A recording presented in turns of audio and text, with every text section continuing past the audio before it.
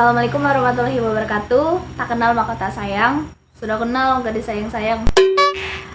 Perkenalkan, nama aku Mulyani. Aku kelas 12 IPA 2. Sekarang sekolah di SMA Negeri 2 Samboja.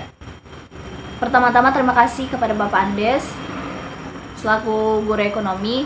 Beliau ini juga salah satu guru favoritku di sekolah karena beliau ini ramah, terus asik, dan penjelas. Kalau misalnya jelasin materi tuh gampang dimengerti.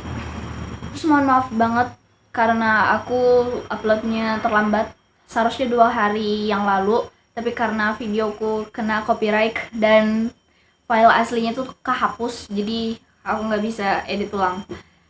Semoga nilaiku nggak dikurangin ya Pak. Oh ya, ini adalah akun ketiga aku. Kalau kalian mau kepo-kepo akun aku yang lain, yang pertama itu Mulyani Chan, isinya tutorial and short film. Kalian bisa berkunjung ke sana. Terus yang satunya lagi itu Husky Melly Flows, itu cover-cover gaje. Kalian juga boleh ke sana. Di channel ini memang khusus untuk video pembelajaran. Siapa tahu dari guru lain ada nyuruh kita bikin lagi. Nah, aku bakal upload di sini. Terus untuk video pembelajaran ini, menurut aku ada 2 fungsi. Yang pertama, untuk jadi bahan pembelajaran kita. Karena aku pernah dengar kalimat yang begini nih. Ilmu yang kita terapin ke kehidupan sehari-hari dan ilmu yang kita ajarkan ke orang lain, itu bakal kita ingat 90%. Jadi bakal lama banget kita ingatnya, gak bakal lupa. Menurut aku ini bukan training untuk jadi guru sih. Yang poin pentingnya itu kita berusaha untuk melatih diri kita sendiri, public speaking kita, dan mengembangkan pemahaman kita, menyalurkannya ke orang lain. Syukur-syukur kalau orang yang nonton ngerti. Yang paling penting kita sendiri ngerti sama materi yang akan kita bawa. Terus yang kedua, video pembelajaran ini sebagai evaluasi dari Pak Andes sendiri. Nah, nanti ketika beliau melihat video kita, beliau tahu yang mana nih yang mungkin sekiranya kita kurang paham atau kita kurang bisa menjelaskannya. Mungkin itu bisa dijadikan evaluasi atau bisa dilihat cara penyampaian kita, mungkin bisa dikasih saran kedepannya bagusnya bagaimana gitu. Terus terang, untuk bikin video pembelajaran seperti ini aku sangat enjoy. Jadi kalau misalnya disuruh pilih nyarat atau bikin video, aku lebih milih bikin video karena mungkin bikin video adalah passionku.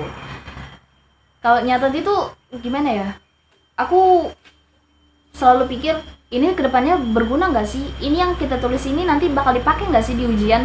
Nah, dan kalau misalnya disuruh merangkum, aku bakal catat poin-poin pentingnya, jadi bakal pendek aja tulisanku. Terus aku adalah tipe orang yang cepat lupa. Misalnya ditulis dan aku jarang untuk baca lagi karena memang aku susah menemukan poinnya kalau misalnya tulisannya lebih banyak. Kesannya aku ini adalah seorang yang pelupa banget, tapi kalau lupain dia nggak bisa. I like your eyes, you look away when you pretend not to care. I like the dimples on the corners of the smile that you wear. I like Bucin. Kedepannya aku bakal menjelaskan sesuai pemahamanku. Jadi maaf banget Pak kalau misalnya berbelit-belit karena mungkin ada beberapa yang aku susah untuk menemukan poinnya. Dan materi kita adalah akuntansi. Menurut kalian apa sih akuntansi itu? Kalau pengetahuan orang awam pasti tentang uang-uang, catat-catat, buku, dan lain sebagainya. Menurut American Accounting Association atau AAA, akuntansi adalah proses mengidentifikasi, mengukur, dan melaporkan informasi ekonomi yang memungkinkan pengambilan keputusan dan penilaian yang jelas serta tidak membingungkan para penggunanya. Berarti ini jadi tolak ukur untuk mengambil keputusan berhubungan dengan perusahaan.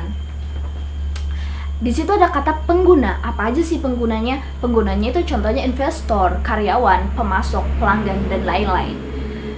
Dan ternyata akuntansi ini sudah diatur dalam undang-undang, yaitu Kitab Undang-Undang Hukum Dagang atau KUHD pasal 6 ayat 1 dan KUHD pasal 6 ayat 2. Akuntansi juga dibagi jadi 9 bidang. Yang pertama akuntansi keuangan, auditing, akuntansi biaya, akuntansi manajemen, akuntansi anggaran, akuntansi perpajakan, akuntansi pemerintahan, sistem akuntansi, dan akuntansi pendidikan. Jadi aku bakal jelasin salah satu etika profesi akuntan. Ya. Para akuntan dan editor seringkali menghadapi masalah dilema ketika membuat laporan keuangan, meminjam uang ke bank. Akuntan diminta untuk membuat laporan agar sesuai dengan pesanan perusahaan. Laporan ini menggambarkan kondisi keuangan perusahaan yang seolah-olah baik supaya pinjaman oleh perusahaan tersebut dikabulkan oleh bank. Jadi contoh nih, misal aku mau pinjam uang ke temanku, tapi aku ini orangnya pemalas, pengangguran, dan pokoknya nggak ada uang gitu loh. Terus apakah temanku ini percaya bahwa nanti uangnya bakal kembali, aku bakal kasih kembali uangnya? Kayaknya enggak deh. Nah, makanya akuntan harus membuat laporan seolah-olah kondisi perusahaan baik, keuangannya baik. Pokoknya biar bank percaya kalau suatu saat mereka bisa kembaliin uang bank sebelum jatuh tempo. Next, aku dengar ada 2 video lagi setelah ini. Jadi tetap semangat buat teman-teman, stay healthy, dan kita sama-sama berdoa pokoknya ini segera hilang wabahnya. Aku harap karena kita udah kelas 3, kita bisa ketemu sebelum kelulusan di sekolah. Segitu aja dulu. Wassalamualaikum warahmatullahi wabarakatuh.